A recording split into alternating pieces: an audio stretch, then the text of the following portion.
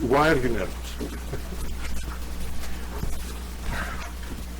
All right. A few comments about the days for the project presentations. I was told basically it is not possible anywhere at the university to find any room the week of the exams. Okay? And everybody tells me, forget about it, forget about it, forget about it, and maybe that's why I have a headache today. So I asked them, and I know some will not be happy, I'm sorry. How about Thursday and Friday the week before? And I'm still waiting to hear. And if I try to push it before that, I'm out of the country. If I try to push it after the week of the exams, it's mission impossible because the grades are due. Okay? So now if somebody wants to volunteer their apartment or house or something, we can do it. If not, maybe we can do it in the basement of my house. Okay? All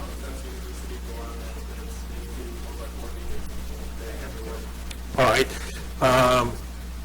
Now, with all that said, the abstracts are due. I want them as soon as possible. Okay?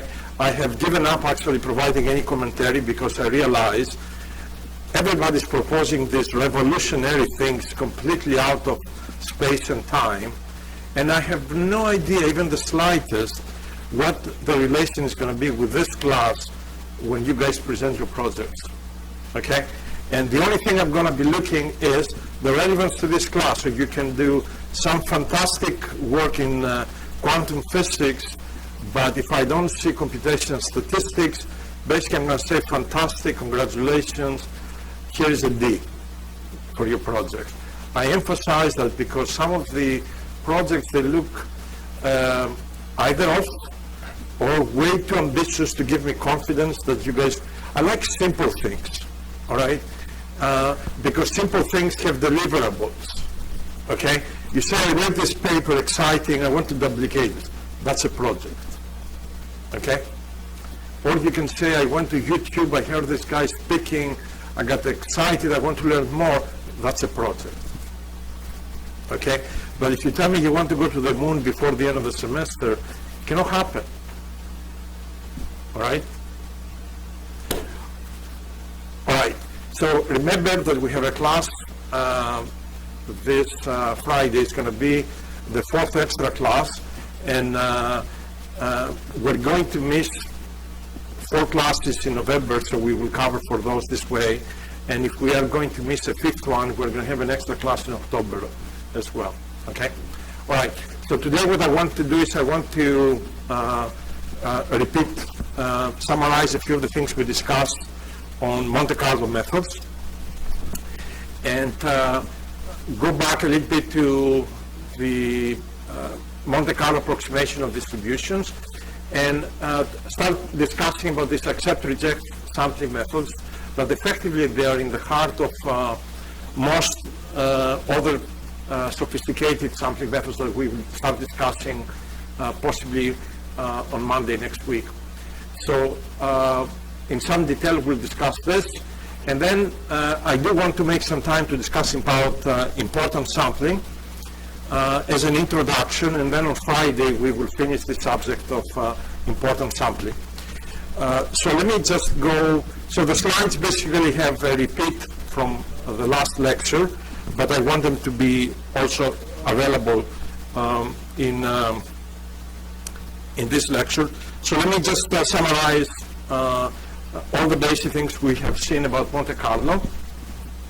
The whole idea was to approximate expectations of functions f of x, where x, we're going to approximate this using samples of x coming from this distribution pi of x.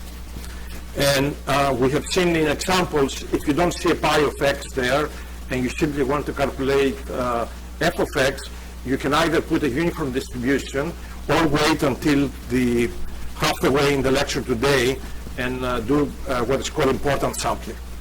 So we generate here samples from pi of x, and then this expectation is approximated as 1 over n summations of f of xi. This estimator of the expectation is unbiased.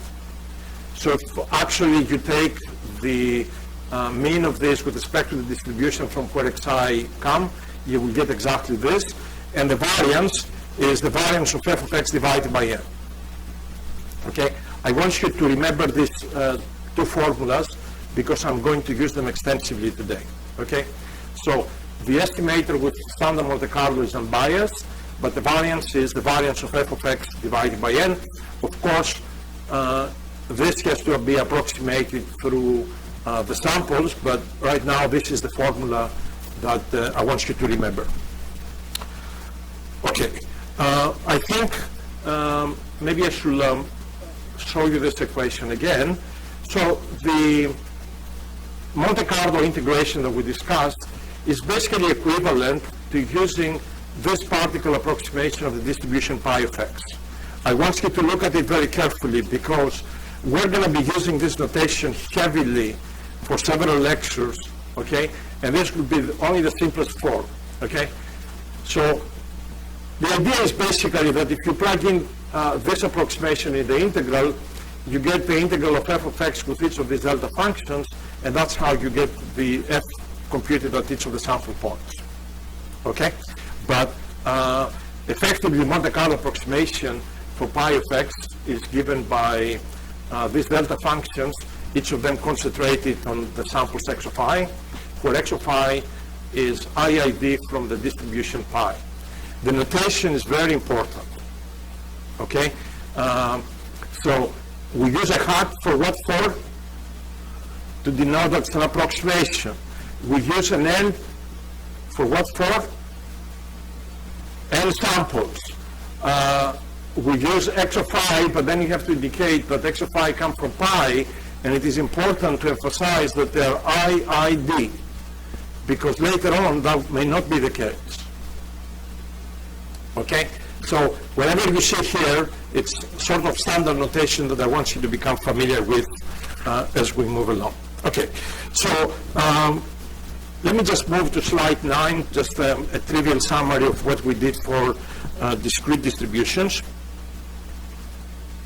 Okay, so for discrete distributions, basically we were using ideas from the inversion of the CDF of the distribution. So for discrete distributions, basically, you sample from 0 to 1, and depending on what vertical interval you find yourself, you take the values of x corresponding to the discrete values of the distributions as being the correct sample, right? So if you find yourself in this interval, then you select the value 2, on this interval the value 3, etc. We generalize this to continuous distribution. So let me go to slide 13.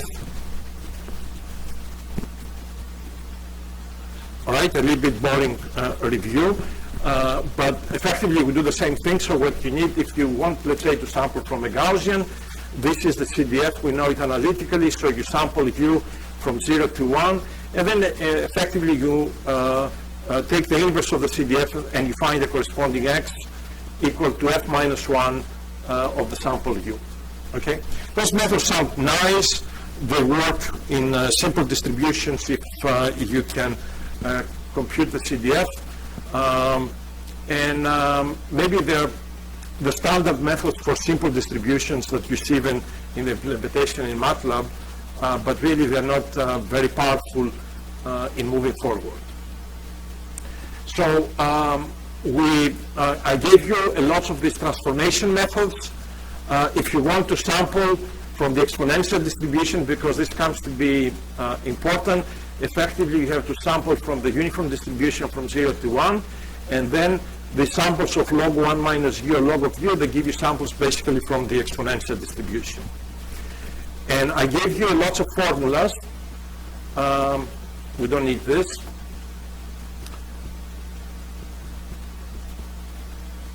All right, I gave you lots of formulas that if you take, let's say, samples IID from this exponential distribution with parameter 1, using the transformations that you see on the top, then the sum of these distributions times 2 is chi-square distribution with parameter 2n. If you take this sum, with alpha being an integer here, this gives you samples from a gamma distribution. If you take this ratio, this gives you samples of the beta distribution. So effectively, using this ideas with the sums, now trying to prove that this is a gamma distribution, right, and this is a beta distribution, you may need to do calculations of maybe half a page. And actually, I believe somewhere I have given you a reference that you may want to look if out of curiosity, basically. Okay. All this nice, and then we finished discussing we were talking about this, how to sample from a Gaussian. Another way to sample from a Gaussian, and effectively, let me put all of these things up. This Box-Muller algorithm goes as follows, that if you have two independent samples from the standard Gaussian, then R square follows an exponential distribution with parameter 1/2.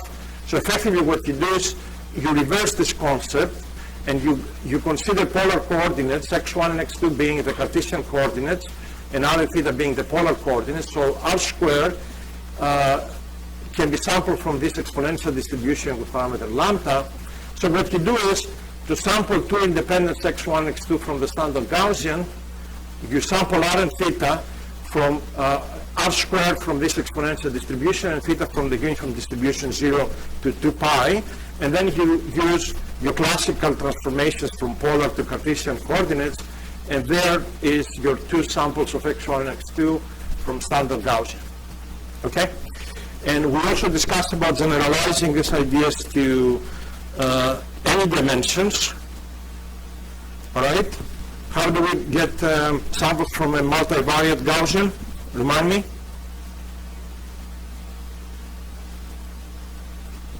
Very simple. What is the simple thing here? So let's do the composition of the covariance matrix sigma, and then basically what you need to do is you need to sample IIDs from this univariate standard Gaussian, the way we just discussed before with the Box-Muller algorithm, and then x equal mu plus s times z, and that will give you samples from a multivariate Gaussian. Okay? This is how Gaussian distribution is being sampled. All right. How do we sample from a mixture of distributions? Let me go to the next slide. Actually, before I discuss sampling from a mixture of distributions, I need to emphasize the following. Sometimes it is easier, let's say you want to take samples from pi of x, all right? So you have a distribution and you want to take samples from it. Sometimes it's easier to take samples from the joint distribution of pi of x and y.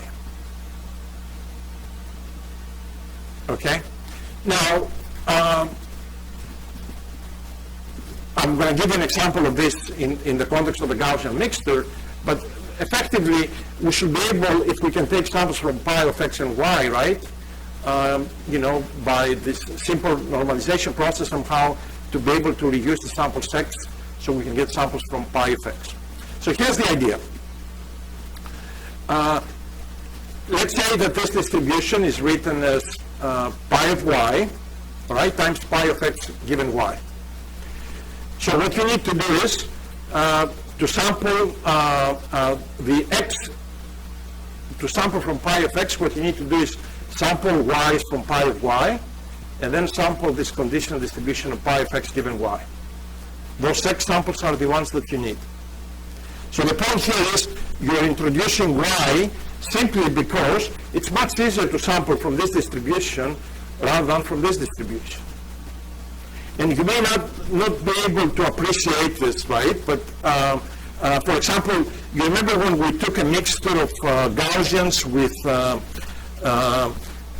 precisions, a mixture of Gaussians with all possible precisions from 0 to infinity? You remember that mixture somewhere down, several lectures ago? The mixture was with what distribution?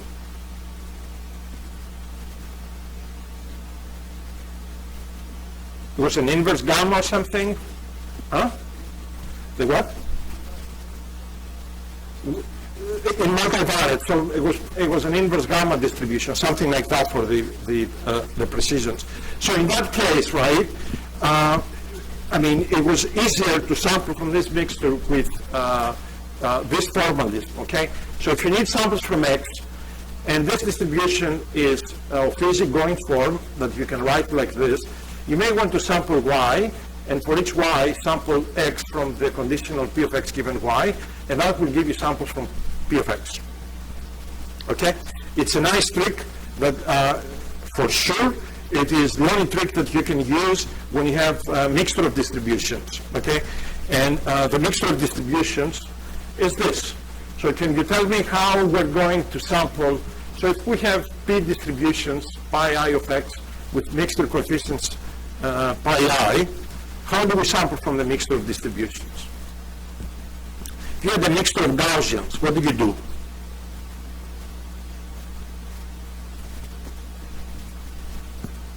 I mean, what, you know, is the simple way to approach this?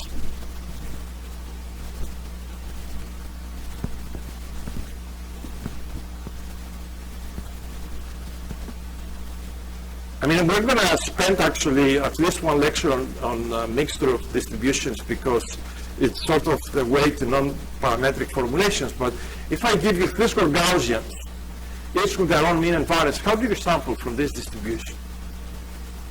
Using the idea that we just discussed, using this idea here. Say it again. Sample pi I first, right? So effectively, you consider this as a discrete random variable that can take values P1, P2, P, you know, pi subscript P, okay? So you sample this discrete, and then for each sample of this, you sample the conditional, which is your pi I of X.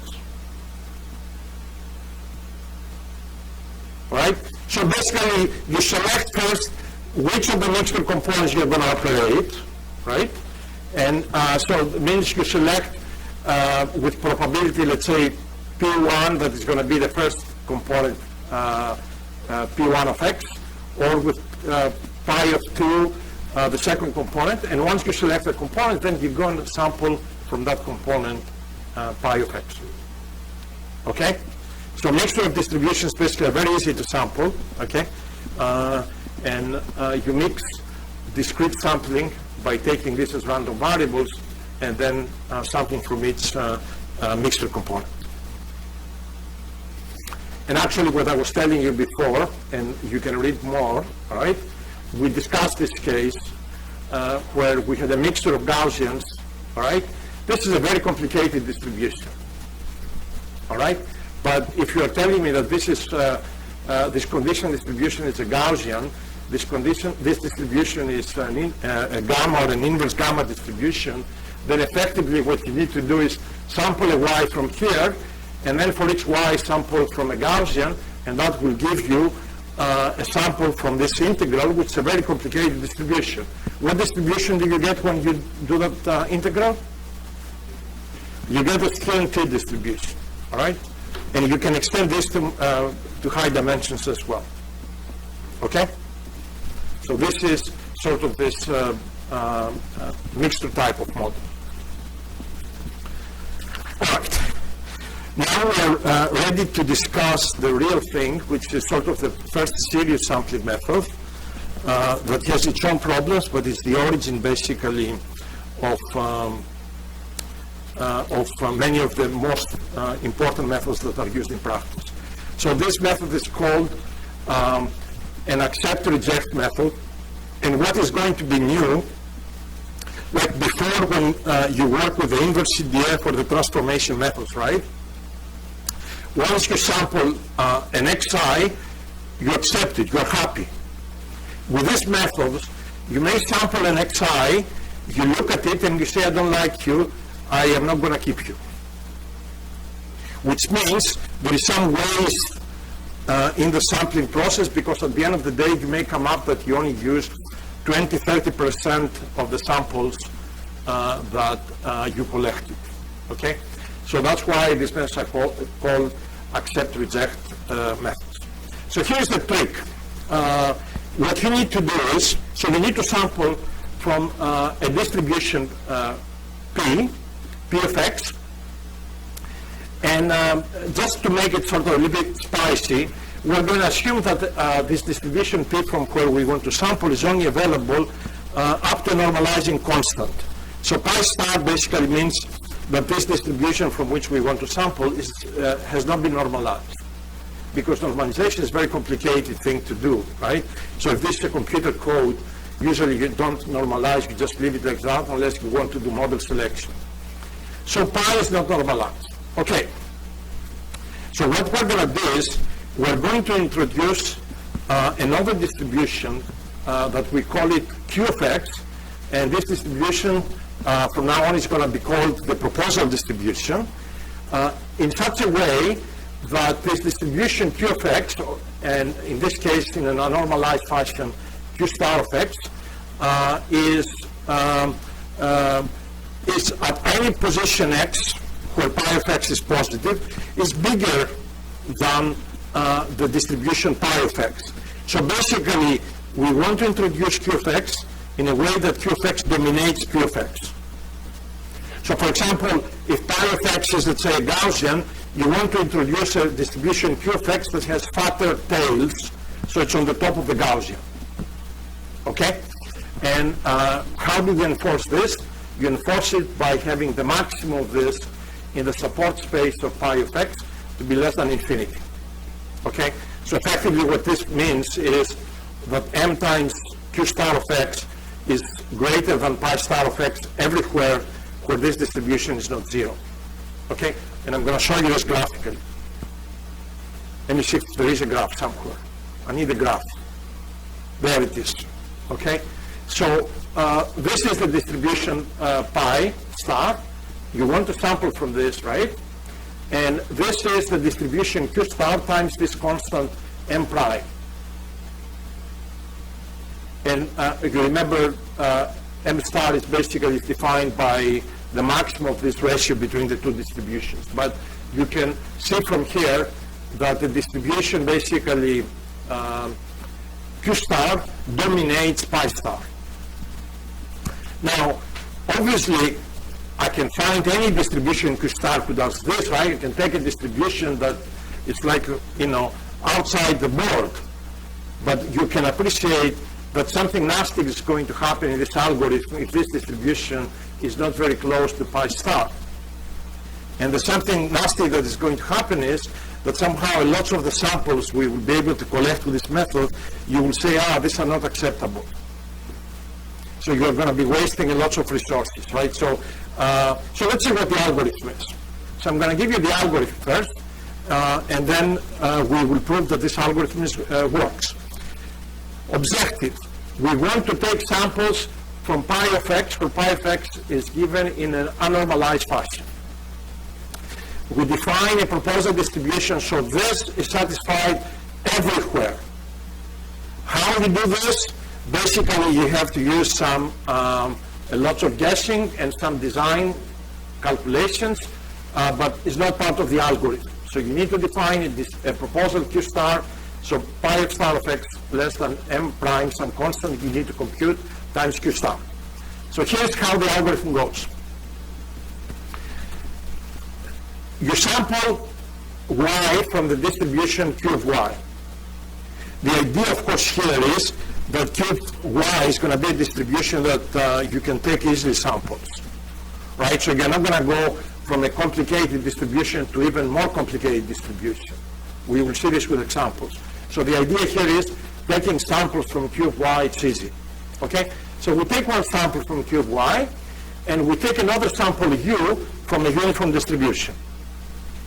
So we take two samples, right? One from Q of y and one of u from the uniform distribution from 0 to 1. And then the algorithm basically has one step, and it says you accept the sample, and let's say you call it x equal to y, so it's a sample x. You accept it only when pi star divided at y divided by m prime q primes at y, because y is the sample you collected, all right? When this, I'm sorry, you accept it with this probability. I'm going to explain what that means, right? So you select a sample from q of y, and you accept it with this probability.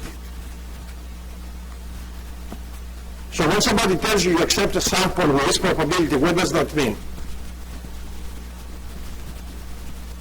I mean, you can go from 0 to 1, right? That's the space where probabilities vary, and it says you can accept it with this probability. So effectively, you know what that means is that your sample view that you collected has to be less than that. You see that? Okay? Now, I don't expect you to look at this and say, yeah, it works, because we're going to have to prove that this sample y, that is accepted according to this criterion, right? It is a sample indeed that comes from pi of x. We're going to have to prove it mathematically, okay? And I'm going to give you the proof. I actually, in the notes, I have it in two different ways. But I want, again, to see all the new things in this algorithm. There is a q of x, a proposal distribution. It needs to dominate pi of x. You don't need to have pi or q known with a normalization constant, so star means can be unnormalized. You take two samples, one from q and a uniform sample from 0 to 1. If u comes to be less than the value p of star of y divided by m prime q star y, you accept y. If not, you keep taking another y and another u, and you continue until basically you find one sample that is accepted. Now, obviously, you're wasting samples because some of the samples will not be accepted, all right? But this concept, the fact that you look at the samples and you make a decision fundamental to Markov chain Monte Carlo methods, right? But it would be nice, rather than wasting the sample, somehow to modify this idea and accept, if possible, all samples, okay? But right now, this is how the algorithm looks like. So let me give you a pictorial. So this is the distribution pi of star, the darker area that you want to take samples. This is the m prime q star that dominates pi star. And so you select, let's say, y there, all right? And then you know what? You say the following. I don't know if I have it, yes. So basically, you go and you compute m prime times q star at this point y times u, the random number that you selected, and if this comes to be less than the pi star at y, then you accept. If it comes to be outside, then you reject. You remember, look at this equation, right? It says you accept when u times m prime q star y is less than pi star. So what I'm doing at this y, I compute q star of y, I multiply with m prime with u, and if that comes to be less than that value there, right, that's pi star at that point y, then you accept. So from visualization point of view, it's easy to see what the algorithm is about. So if you are inside this darker area, you accept the sample. If you're outside, basically you reject. Okay, so now we have to discuss the proof of this, and I give you two proofs basically that they look sort of, they're equivalent, it's just that the notation maybe varies a little bit. So let's, you need to actually become familiar with this type of things, right? Because you may design sampling algorithms and you think you're sampling from the correct distribution, but you may be completely wrong. So let me start from the bottom, okay, as a proof. The proof, by the way, is not like for all algorithms or for all methods you do the same proof, but there are lots of similar steps basically we're going to do for many different sampling methods. So I'm going to start with the bottom and then justify the calculations we do on the top. So I want to prove the following. I want to prove that the probability of y being less or equal to little x when y is accepted. So my algorithm is going to give me samples. So for those samples that is accepted, I want to prove that the probability of y is being less or equal to little x is equal to this, what is this on the right-hand side? Is the CDF of my distribution pi of y. So I want to prove that if this is accepted, then the probability of that y being less or little x is equal to that. If that's the case, I'm done, because it means that y comes from the correct distribution. Right? So this is what we want to prove, and I'm going to use Bayes' rule, as always, and I'm going to write this as the probability of y being less or equal to x and y accepted divided by the probability of y accepted. Okay? So I need to do two proofs, basically. I want to calculate this numerator, and then I want to calculate this denominator, which actually has significance because it tells me what samples, how many samples basically we accept and how many we reject. So the numerator is basically the probability of y less or equal to x and y accepted. And I want you to look at this second term and justify every little term in that integral, and then you make me happy. So look at the integral and tell me y of the probability of y being less or equal to x and y accepted is equal to this integral. And, you know, I see here there's an integration of y, integration of u, all right? So try to justify for me every single little thing here.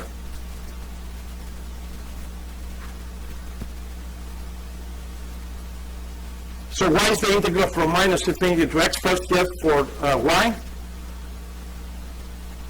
Because y varies, you know, from minus infinity to where? To plus infinity, but here I'm interested in the probability of y less or equal to x. Yes? So the integral is going to be for y up to x. Now, so in some sense, I accounted that y less or equal to x, and I have, and y accepted, all right? So I see lots of terms that involve y, all right?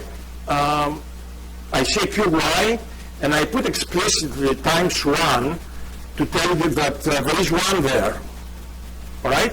And then I see this indicator function. So what is q of y? When you talk about y, the first thing you need to do is you need to have a y. And to have a y, you have to sample it from what distribution? From q of y. And also to be able to figure out if this y is accepted, you have to sample a u. To sample a u, you have to sample it from what distribution? The uniform. And what is this indicator function? Is basically the constraint that we had in the algorithm if y will be accepted. And we said we'll accept it when u is less than that. Correct? Okay? It looks, you know, messy, but it's really sort of standard terminology. So what I have done here, I suppose I integrated u.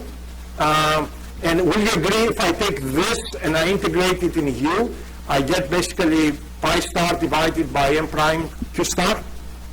Why is that? I mean, you're integrating, you say, you know, this indicator function is 1 or 0, and it's 1 when this is less than that, all right? And u is a uniform distribution. So what do you get when you integrate this in u?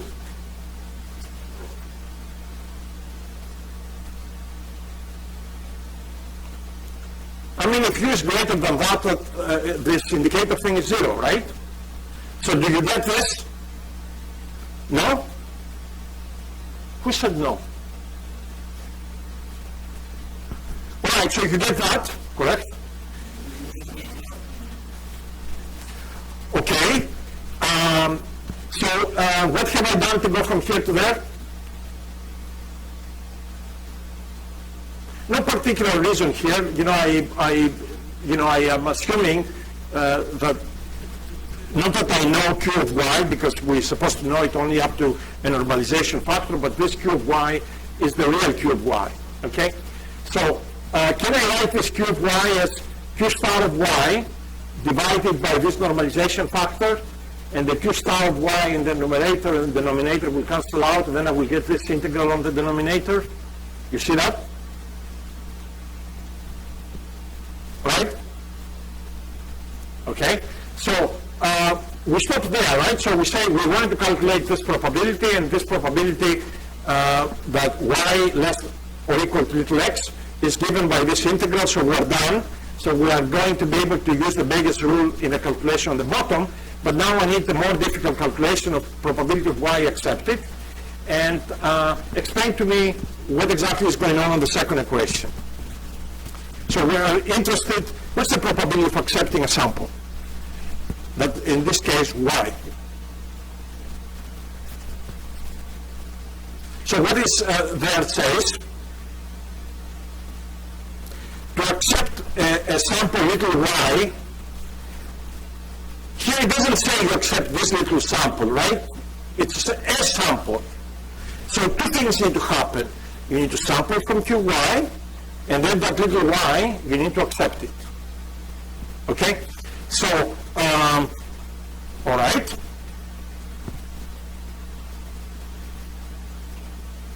So, do you agree with me that this q of y is q star of y divided by the normalization factor? Right? This q of y is q star divided by the normalization factor. Do you agree with me that this is the probability of accepting a sample y? By the construct, that's what the algorithm said, right? And we want to prove that this algorithm actually works. So the algorithm said you accept with this ratio, with this probability, p star of y divided by m star of q star of y. So basically from this, what do we get? Q star and q star cancel out, then you have p star dy divided by m star. So you have basically the ratio of two normalization factors. And it may look unimportant now, but I'm going to reuse this, right? So this tells you the probability of accepting a sample. It is this ratio of the two normalization factors times m star on the denominator. So let's plug in all of this. Take this, divide it by that. This will cancel, this will cancel, this will cancel, this will cancel. And then what do you get? You basically, you get this divided by the normalization factor, and will give you p of y. All right? So effectively, this probability, it's equal to the CDF of p of y, so the samples y that you accept basically do come from the correct distribution.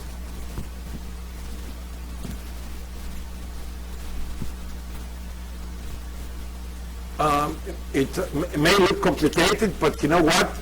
When we try to prove this in Markov chain Monte Carlo type algorithms, you will see that the calculations may get a little bit lengthier, but the idea here is you have to get used to, you know, when you say accept or reject something, first you need to sample it.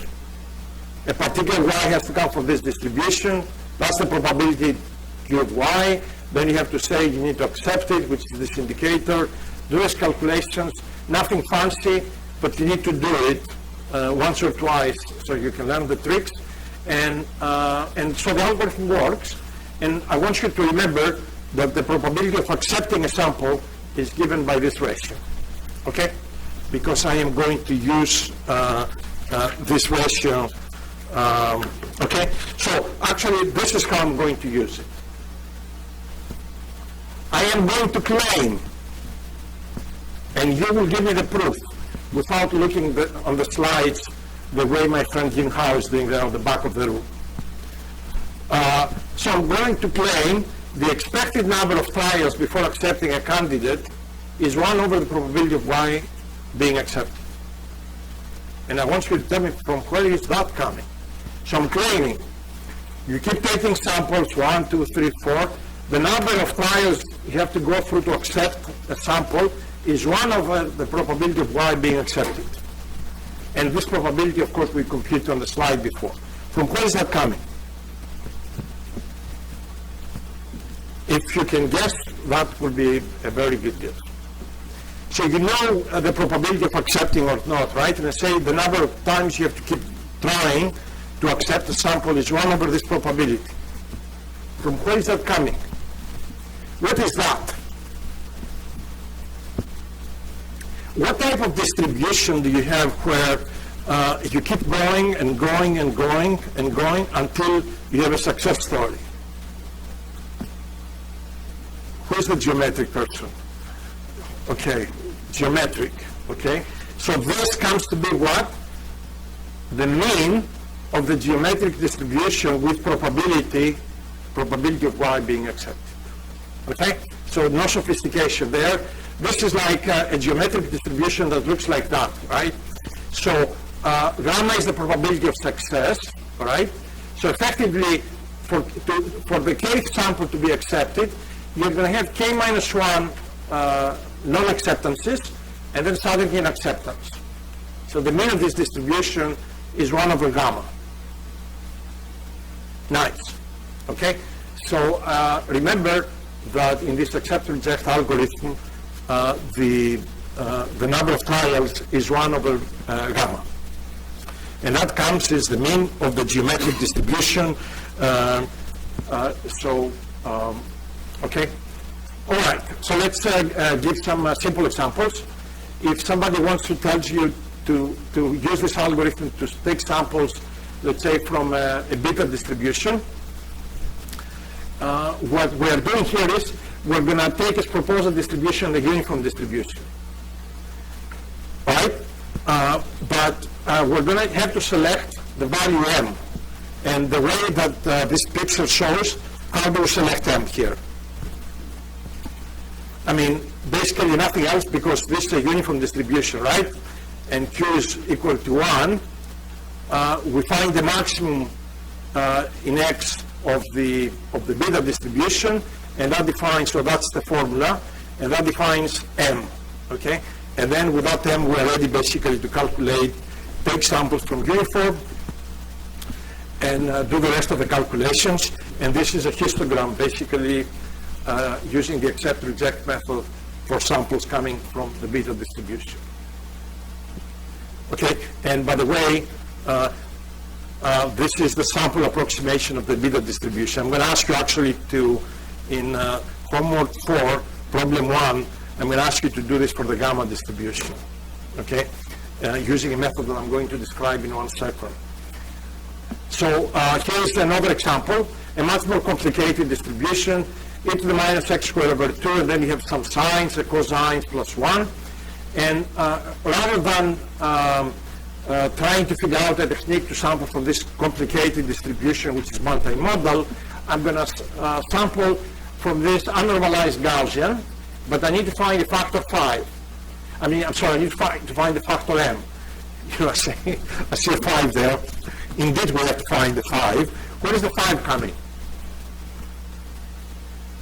You see, when you try to bound this from above, right? This is bounded by 1, and this is by 3, and this by 1, so you get a 5.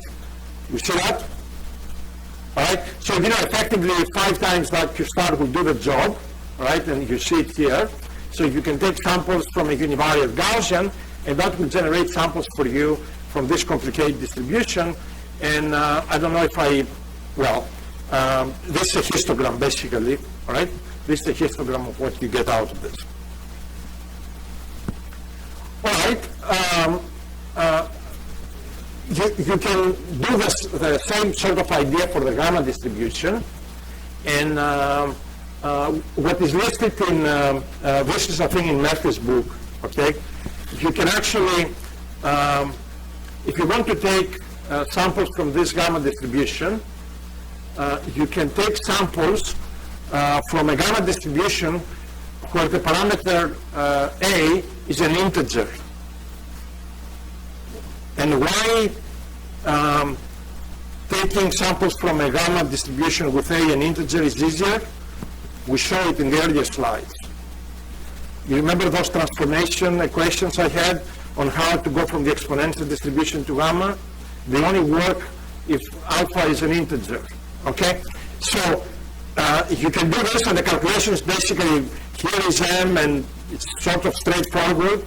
But actually, you know, when you try to use this in practice, the this envelope distribution, this proposed distribution, is way too much above. So M is very big, and as the result basically is you reject lots of the samples. Okay, so this is not the best method. So I'm going to tell you,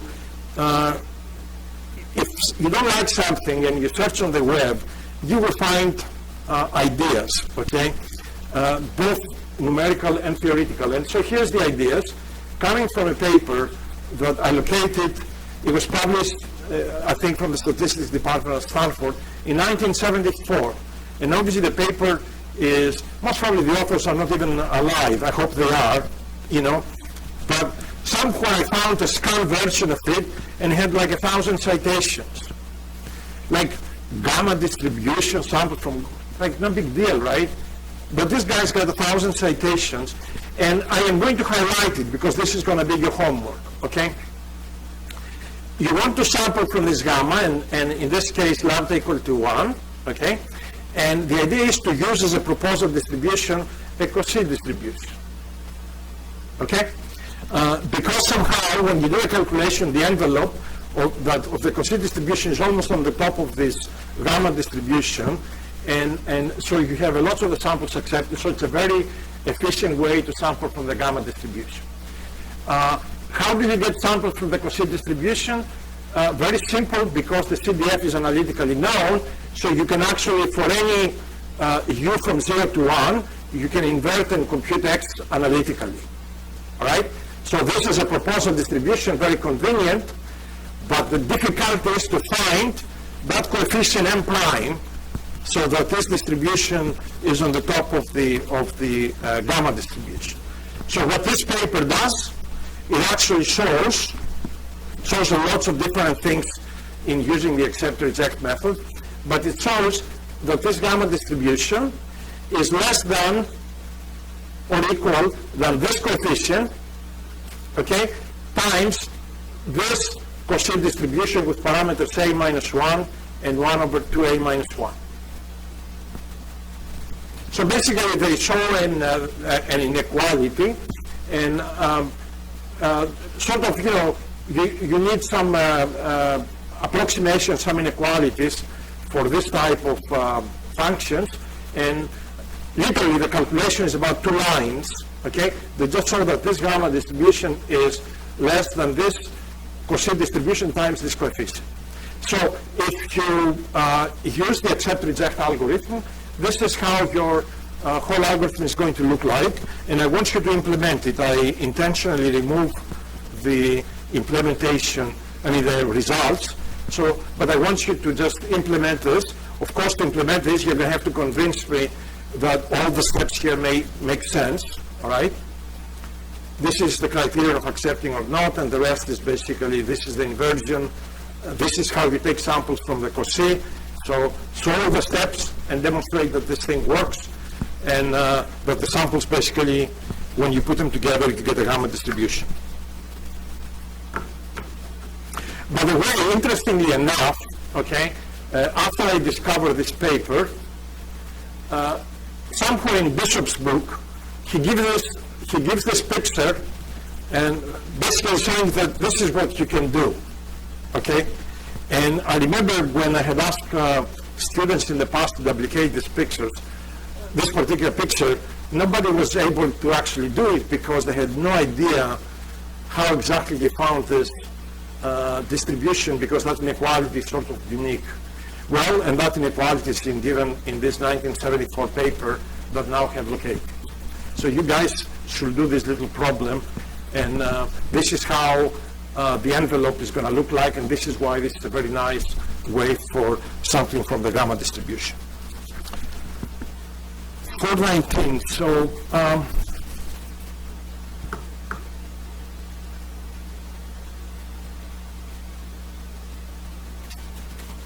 right. So let me. There are lots of other versions of this that I discussed in the notes, so you may want to look at that. So I want to go to, okay, this is better. Since we said really we are interested in something measured in the context of Bayesian inference, right? So I our posterior looks like the likelihood times the prior. So the question is, can we take samples from the posterior by using as a proposal distribution the prior? Right, that's the objective here. Can we somehow take samples from the posterior by having the proposal distribution being the prior? And if it is, the question is, what is that coefficient m that is going to make the accept-reject algorithm to work? And the answer is given on this equation here. So tell me, when you read that answer and you look at it, what does it say?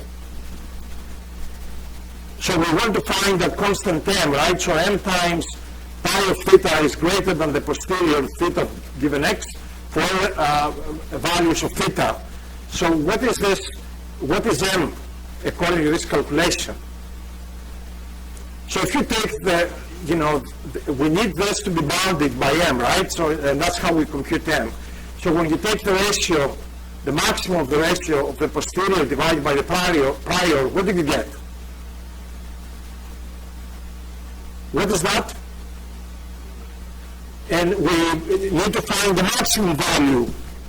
And what is that maximum value? For what theta? That's the maximum likelihood estimate. Wow! So there is a use of the maximum likelihood estimate actually in allowing you to sample from using this accept-reject methods. So with using m being basically the likelihood computed at the MLE, by the way, in most problems, right, the likelihood is bounded, all right, but this is the optimal estimate, right? So if you have a problem where the likelihood is not bounded, basically you won't be able to go anywhere, so we don't have to worry about that, okay? And it comes out that the samples are accepted with this probability. So using this ratio that I had with a factor m of the two normalizing factors, basically you have to calculate this as your acceptance probability. I mean, these are, I'm sorry, not the acceptance probability for each sample, but basically the probability that you accept or reject overall in the algorithm. So what I want to show you now is this a good algorithm? So how does this accept-reject algorithm works in high dimensions, and why we are not going to use it again? Okay? We want the ideas, right? The ideas was there is a proposal distribution, fantastic. There is, you accept or reject with some probability, fantastic, but there are problems. And let's say the following problem. Let's say that you want to sample from this trivial multivariate Gaussian, which is actually the product of univariate Gaussians. Nothing fancy, okay? But we want to take samples from this multivariate Gaussian. So what I'm going to do is I'm going to create this envelope distribution, and I'm going to make it a Gaussian also. I'm going to sample one Gaussian with another Gaussian. I can do that. It's a little bit of artificial, the construct here, but I want to demonstrate the point. So I'm going to take this Q with sigma squared, basically sigma greater than 1. All right? And you can actually, immediately see that this is basically on the top of pi of x. All right? So what I'm going to do is I'm going to calculate, so the constant m that we need in the accept-reject criterion is basically the maximum pi star over q star. And when you do the algebra, it comes that this is sigma to the power d, where d is the dimensionality of the problem.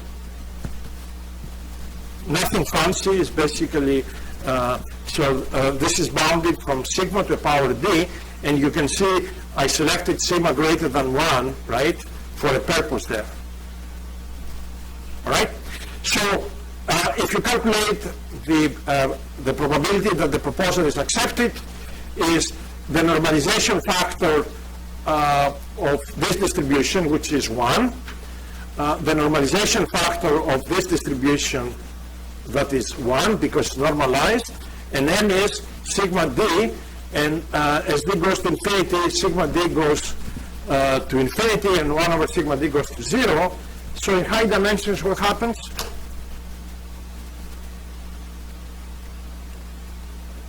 often you accept? Never. So not a good method. And you may say, yes, but this is an artificial construct. But obviously you can extrapolate, right, that this is an issue that you do have with these methods in high dimensions. So it's not just for this toy example that we have seen. Okay.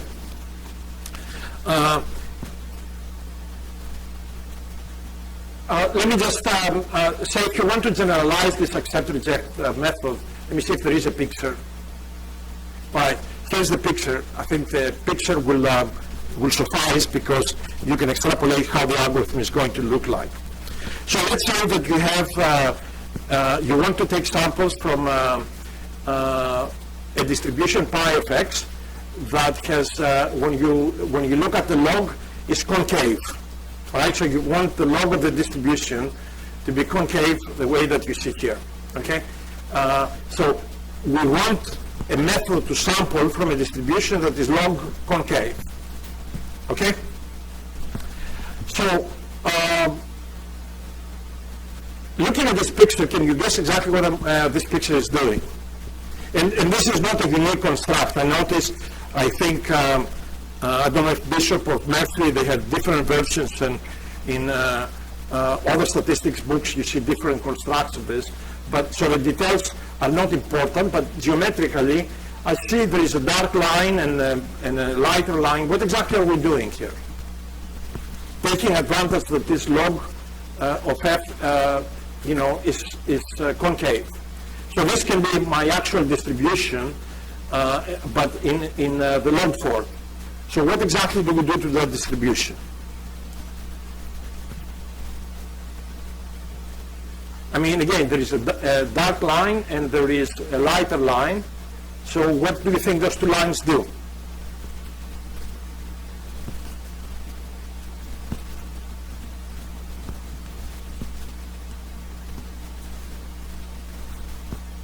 Huh? Lower and upper bound in the log domain. And easy to construct, right? Easy to construct, at least in one dimension, okay? So effectively, because this is on the log space, P of x is bounded by, from below with a function f subscript n, and from above with another function f superscript n, superscript f, okay? So these ideas of accept-reject algorithms effectively can be extended where to sample from pi of x, all right? Effectively, you are going to have to work with these lower and upper bounds. And the algorithm looks like, I don't know if I have it. Here's the algorithm. Look at it, obviously these bounds, the way you construct them, are not as loose as in the general accept method, right? So you don't have to do multiple checkings here. But so you take a sample from the upper bound, effectively, okay? And then you sample from the uniform distribution, and you check if u times the coefficient that you find in the construct times this upper bound is less or equal than this lower bound function. You don't actually have to calculate pi of y in any of these calculations because you take samples from you have to evaluate the lower and upper bounds, okay? Of course, to calculate the lower and upper bounds, you have to know the functions at the discretization points, right? But once you have done that, basically you check this. So if this is the case, then you don't accept y. If this is greater or equal, then you accept and you're done, okay? So this is a nice way to extend the accept-reject algorithm, at least in one dimension, to complicated problems in 1D. Okay. I don't think I will manage to actually go through the important sampling today. So let me, I'm going to jump. There is some other discussion in between that you should read. So let me discuss about this concept of conditional Monte Carlo. Actually very important. you know, I mean, we have used this in our own research in the recent past. So let me see what the idea is, right? We go back to the integral calculation. So we have some function of x, right? And we want to find the expectation of h of x under some distribution p of x, okay? And so this script L is our estimator, right? Is basically the expectation of h of x under p of x, okay? So here's the idea. I want you to, so, you know, I want to compute this integral, okay? But it may happen that if I condition this expectation on some y, any other variable, this expectation that you see inside this bracket may be easier to compute. And I am claiming that the desired result may be calculated as an expectation of y of this conditional expectation given y. Look at it. You remember the expectation? I actually gave you this formula on some other, I forgot, we used it last lecture for something else.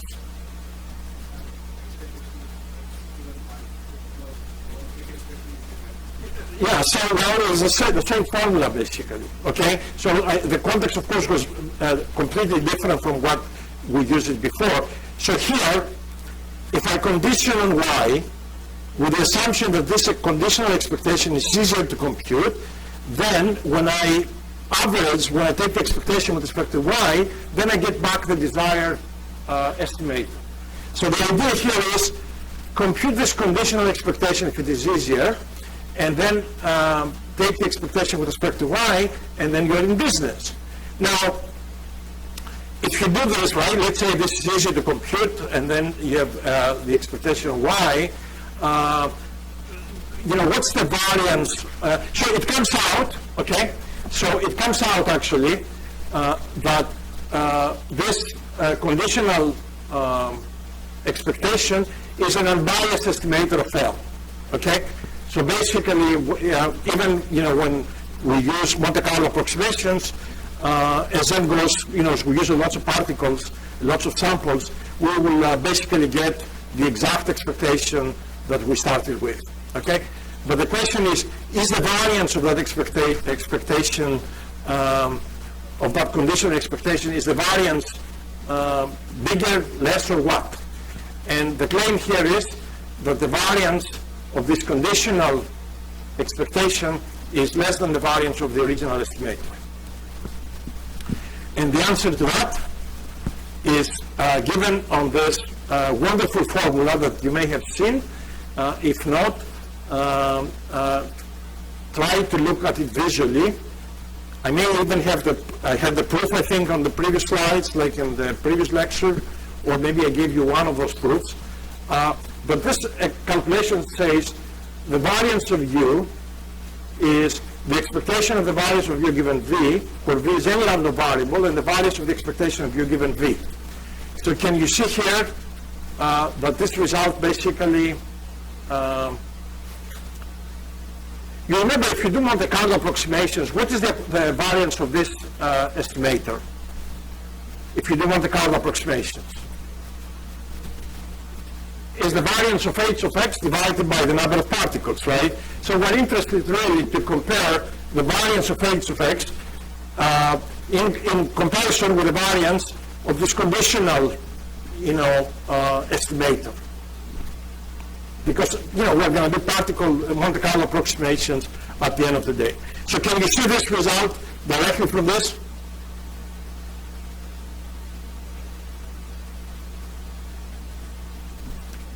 Where is the result coming? This is equal to that, and then what do I have to add? And this is what? Greater or equal to the second term. Why? Because the first term is positive or equal to 0. Correct? So when you take condition in estimators, right, you calculate the conditional estimator, the variance is always reduced. And this is a very famous theorem in statistics that goes with the name of Rao-Blackwellization theorem. Blackwell, I don't know much about him, but sometime, some years ago, I was reading about Rao, who is one of the most celebrated Indian statisticians in, I don't remember what university in the US was a professor, but basically this as extensions in multiple algorithms in statistics. Okay, so let's see how we're going to use this. Here's the Monte Carlo estimation of approximation for, I'm going to put, actually I don't need to put anything else, okay, there's more things coming. So look at this algorithm, and so we said it is easier to find the conditional expectation, all right? It is easier to find the conditional expectation. So my original estimator is computed as this approximation that you see here. What have I done to get this equation on the bottom? It's a Monte Carlo approximation, but what is the approximation? You remember our estimator, the conditional estimator, was the expectation of the conditional expectation. So on what expectation have I done a Monte Carlo approximation? On the outside or the inside? On the outside. So I take a Monte Carlo approximation on y, which means I take n samples of y. I calculate this conditional expectation. 1 over n gives me basically the new estimator. This estimator is unbiased, and it has variance that is less than the variance of the original estimator. All right. This is a wonderful problem, actually. I mean, I don't know if it has, there must be some application, right, that this thing comes about. I don't have time to go through this, but basically, without using conditional expectations, there is no way you can address this problem, okay? And this problem is, basically, let me just define it. Your estimation is basically to find the probability that the sum of these random variables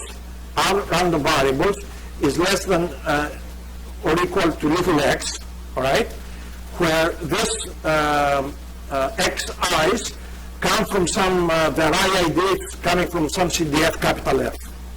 So if you sample some distribution and you want to estimate, this is the estimator.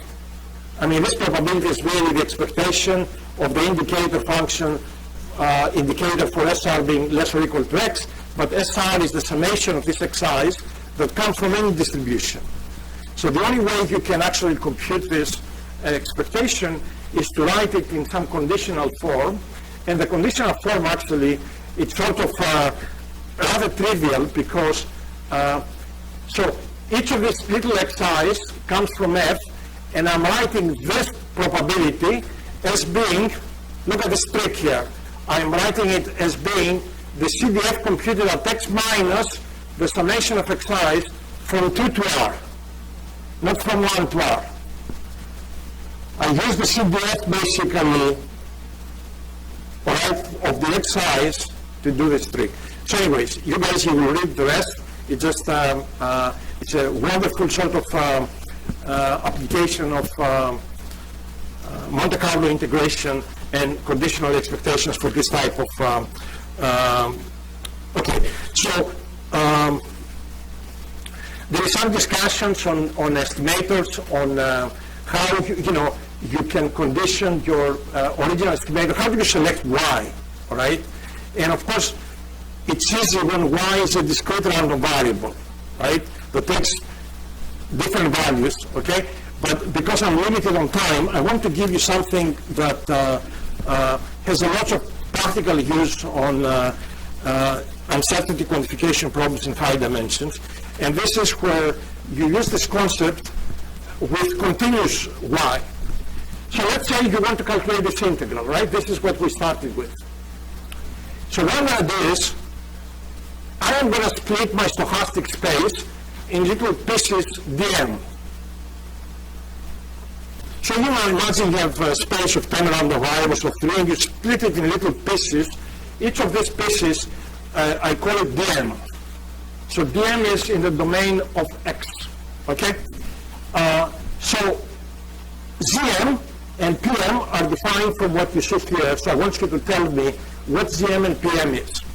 So I want to write this as summation over the integrals in the stochastic space that altogether will give me D. So obviously in domain Dm, I should not use the whole of P of x, but I should use the conditional P of x that tells me M you are in the domain Dm. So what is P of M and what is, let's start with Gm. What's that?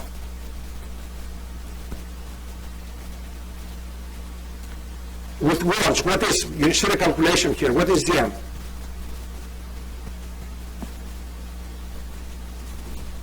Is the probability of being in domain Dm.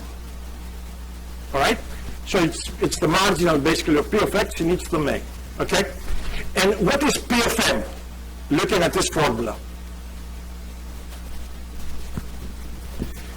Is the conditional of x given what?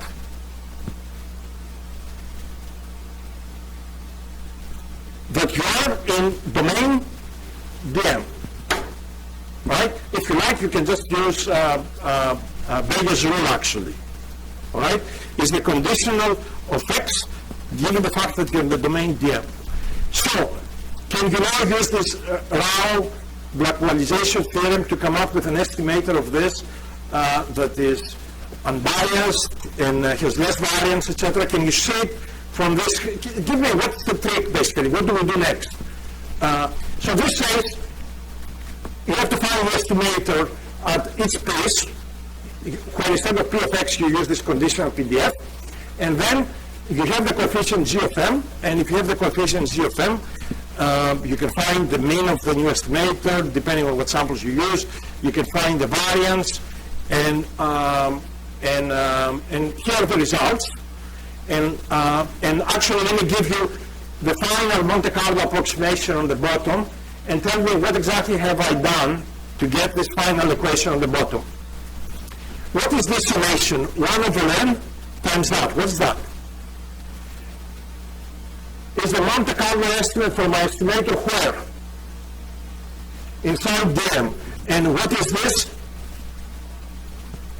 Putting all of these pieces together, basically. Okay? Now, we had used this in the past in the context of multi-element stochastic methods, etc. Of course, they sound wonderful, right? But if you're going to have to split the stochastic domain in pieces and do this calculation every piece, how many pieces do you need in 10 dimensions? If in each dimension you have 10 pieces. 10 to the 10, good luck. So, the nice thing is it's exact, it works, has less variance, it's wonderful, but how practical is in high dimensions, that's another question. Okay? All right? So you can select the domains in whatever way you like and do fancy things, right? And here is a trivial example. It's 443, right? So let's finish with this example. So no important samplings today. You rarely have this in practice, but let's say you consider the following case. You want to find under the uniform distribution the expectation of this performance measure, let's say h of x, that's your function. And this function has value 1 over k, k is given from 0 to 1/2, and k from 2 to 1. If you calculate the variance of the expectation of h under the uniform distribution, as k goes to infinity, you can work it on a napkin, it goes to infinity, basically. All right?